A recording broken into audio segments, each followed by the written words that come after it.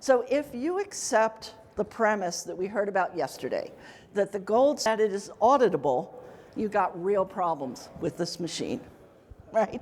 Because it is completely dependent on the software. And as Martha points out, what the hell are you going to audit? So in 2019, ES&S began its campaign to get the ExpressVote XL certified in New York State. And they were asked a question, the salesperson was asked a question by the New York City Board of Elections, do you have enough of these machines for us if we decided to go ahead and buy them? And the salesperson said with great pride, absolutely no problem. It is central to our business plan that we be able to sell this machine in New York and Pennsylvania.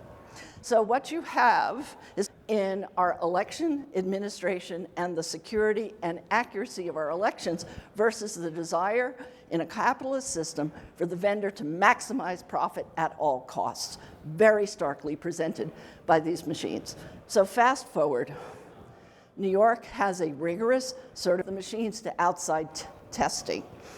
The ExpressVote XL goes through the testing process. It's up for certification in July of 2023, and there is an outcry on the part of the public. We were one of the organizations that said you should not be certifying this machine, among other problems, because New York election law has a provision consistent with HAVA that says a voting machine or system to be approved by the State Board of Elections shall provide the voter an opportunity to privately and independently verify votes selected and the ability to privately and independently change such votes or correct any error before the ballot is cast and counted. And we said that cannot be satisfied by a machine that has a barcode. This controversy ended up being a 3 or 4 hour debate at the Board of Elections, where the commissioners went back and forth, the staff advocating vigorously. We could talk another time about vendor capture of boards of elections, about how you had to trust the vendor. And the staff took 2 really interesting positions. The first one was, well, if there's a problem and we have to audit, we won't audit the barcode that's actually the tally. We'll only go with the text. So why do you have the barcode? Okay? And they also, recognizing that the throughput for these machines was slower than the scanners, adjusted the number of voters that were acceptable per unit, requiring more purchase of the unit per precincts of the most expensive machine on the market in New York.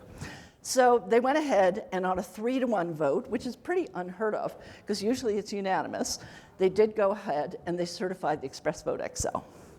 So as I said, I personally am frightened of these machines, and so we decided to file a lawsuit. Subsequently, we filed a lawsuit right at there is a 4-month period to challenge an administrative action. Certification under the law is an administrative action. And so we had 4 months to file a lawsuit asking for a declaration that the Board of Elections did not follow the law and the certification was invalid and had to be rescinded. In that time period, the Northampton problem arose, right? Where we saw the real life mismatch between the voter's intent and what this machine does. So we filed our litigation. No surprise, it was opposed by the state, and no surprise, ES&S came in as an intervener. They were permitted to intervene. And the first thing they did, as Martha foreshadowed for me, is they said, these people don't have standing. No problem has actually arisen. This is premature. Nobody's actually purchased these machines, right? So we had, at the time in our complaint, we said they are actively marketing, they are about to sell.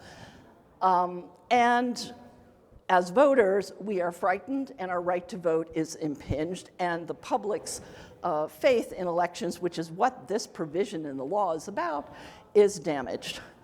The state and, of course, ES&S said, nonsense, since they didn't say there were actual sales, this is premature. Guess what? We didn't know there were actual sales. The record in the court, actually, ES&S has admitted that during that time period, they entered into contracts with Monroe County, which is Rochester, and Erie County, which is Buffalo. And because of our lawsuit, Monroe was smart enough to demand an indemnification. If the certification is rescinded, then they get their money back, or new machines, okay? But of course, we did not have that in our complaint because we didn't know that at the time. That's information in the hands of the defendants who were basically playing Potsy with the court. Very deceptive.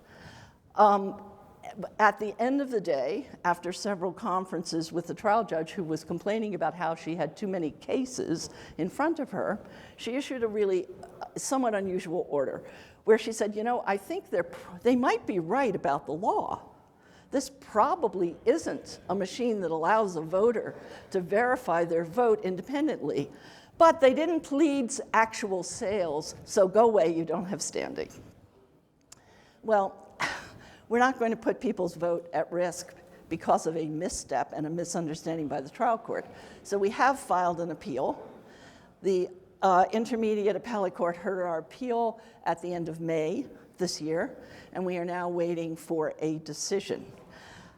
If we are successful and we are found to have standing, because this is an incipient threat, and ES&S has admitted in the record that they have sold these machines, this is not speculative anymore, then we will be able to go back to the trial court, and this is actually very simple to resolve. Well, not simple, fast to resolve at the trial level, because there are no questions of fact.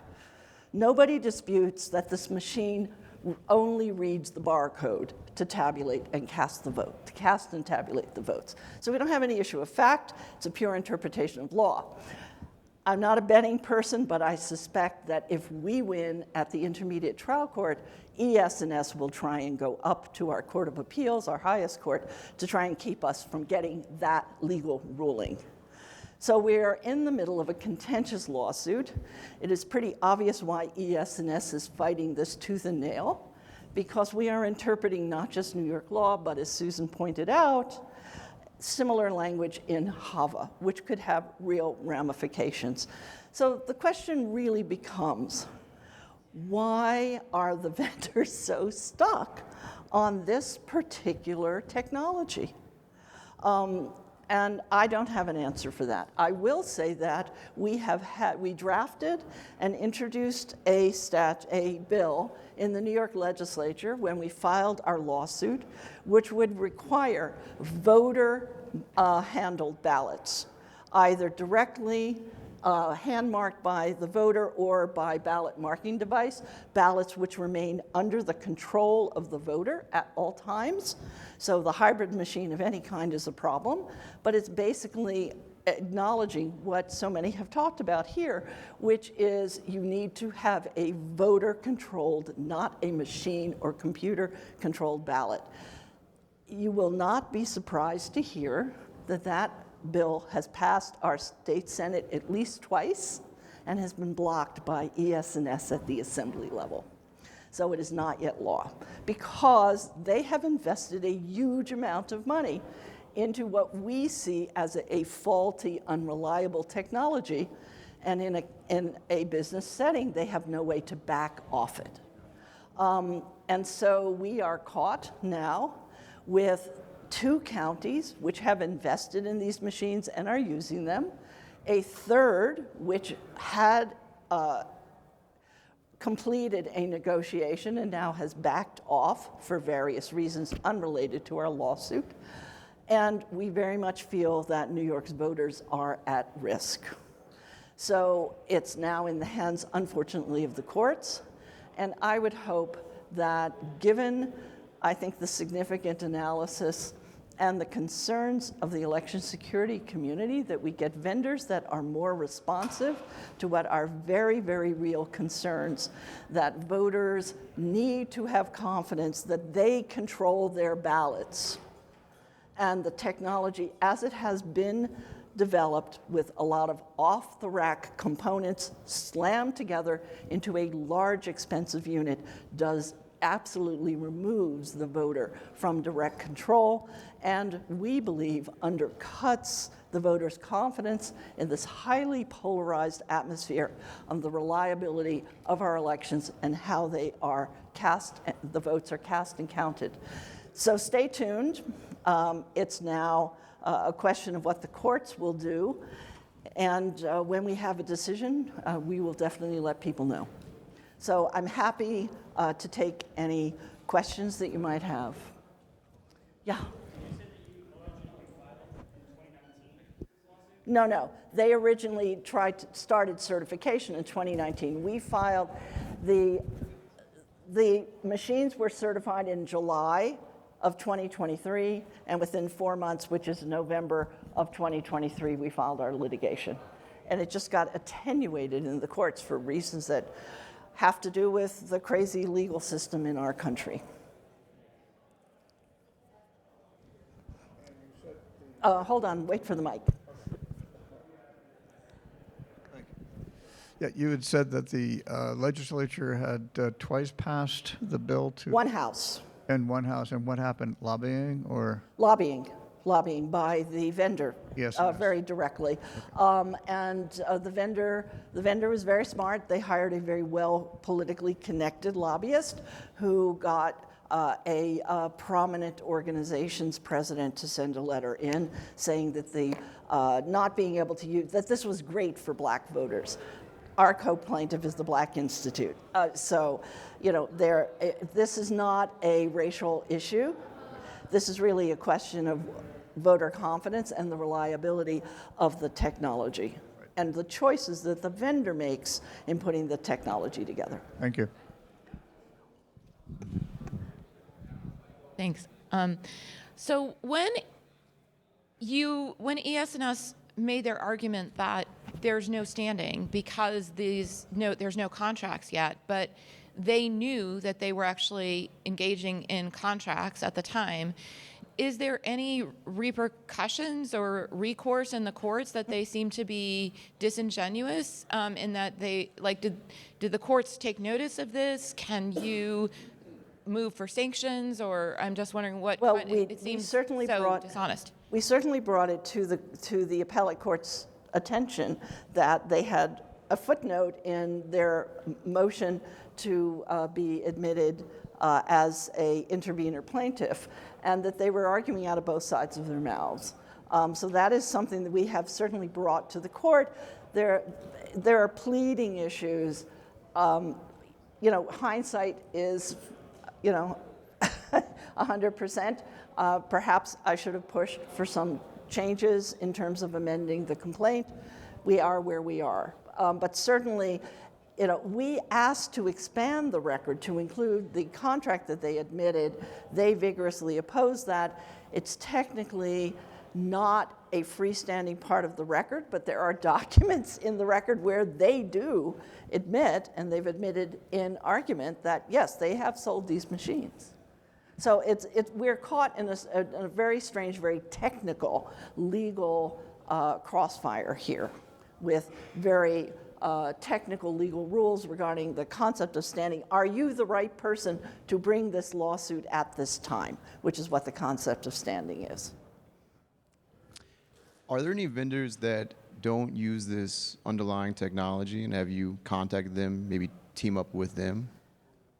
So Hart Technologies has now been certified in New York. It does not use a barcode, and I think they have a hybrid, but also they have the different components. Remember, all of the vendors have separate components, right?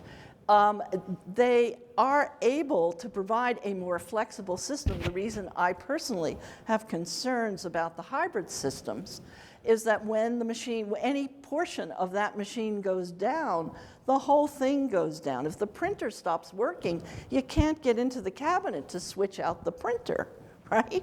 If the scanner is problematic, you can't get into the cabinet to switch out the scanner. But when you are running your election with independent components, and now in New York City, with an increasingly professionalized election administration, I'm happy to say and see, they have flying teams of software technicians who have replacement parts, who have replacement machines. So if two scanners in a polling place that has 2 or 3 scanners go down, within half an hour they have been replaced. If the printers go down in the ballot on demand system, you can replace the printer. But if you have 2 of these gigantic hybrids and something goes wrong and it uses a blank summary card, which is approximately this size, everything stops. You can't vote. You cannot vote. You have no way to substitute a handwritten ballot because you don't have printed ballots. You don't have a freestanding printer. Ballot on demand is gone. It's all in your hybrid. So from an election administration point of view, not only is the expense high, the cost of storing, the cost of transporting high, and I understand a significant increase in power demands, which in New York City, how much juice you have to run your election computers is a big issue. You don't have a lot of well-wired spaces in churches and apartment buildings and school cafeterias necessarily. So a heavy power draw is another issue that we don't hear really honestly discussed between the vendor and the captured Board of Elections. So we have a lot of concerns. We think certainly vendors can be doing a lot better than what they are offering to our boards of elections today. And just the question of the barcode and the unreliability is kind of the cherry on top of a problematic cake, to my personal mind. Check. Susan, thank you very much for the presentation. A quick 2-part question. First, can you confirm, was the ballot marking device being offered as the only mechanism by which to vote? Like you have to do that? You're not able to print a full ballot? Correct.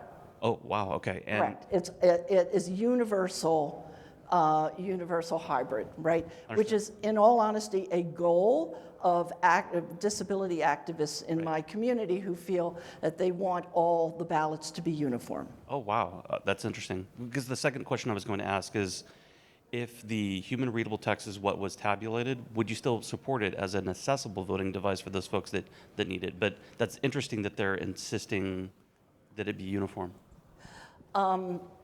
I agree with Martha that readability in and of itself is not enough.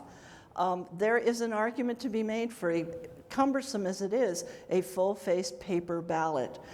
I definitely subscribe to the idea that a ballot which is directly marked either by pen or machine by the voter is the way to go. That's what a ballot marking device is for. Yeah. But it should be a uniform ballot that everybody has the same ballot. And frankly, I use a BMD sometimes simply because I want to have the experience. Now, the problem in New York is that ES&S has failed to upgrade its BMD. New York City uses the oldest version of Automark. There is no more recent BMD which has been certified in New York.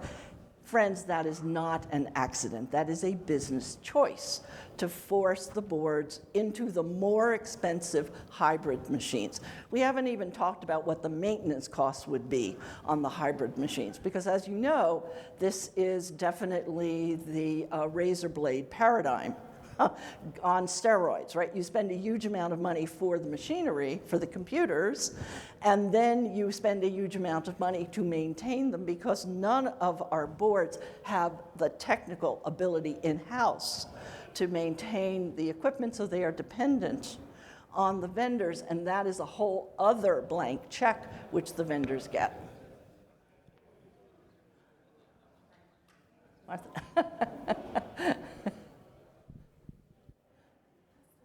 So ask me how I really feel about this. Testing. Thanks. I just want to add that Doug Jones, a computer scientist professor from Iowa, has published a public letter, which is on his website, about the New York law, and it concludes with clear praise for the concept of the auto mark. That is, and I might have gotten to this had I had twice as much time that I would never have asked for, by the way. But he says the concept or the design, it's not that machine as it currently is with the oldest design, could clearly be changed, but the concept of using a marker to mark the same ballot, the way it was designed and conceptualized by the person who basically, I don't know, Yeah. invented it. ES&S. You may want to look that up on his website because it speaks directly to that question. At a recent Election Verification Network conference, ES&S had a representative, and he said that they are developing a more modernized, upgraded ballot marking device. I'm waiting to see if they try and certify it in New York, because that's going to be a test to me as to whether they are going to make alternatives available in my state. That's time. I'm just going to make a plug that there is an AutoMark next door if you want to take a look at it. Thanks very much to Susan. That was amazing.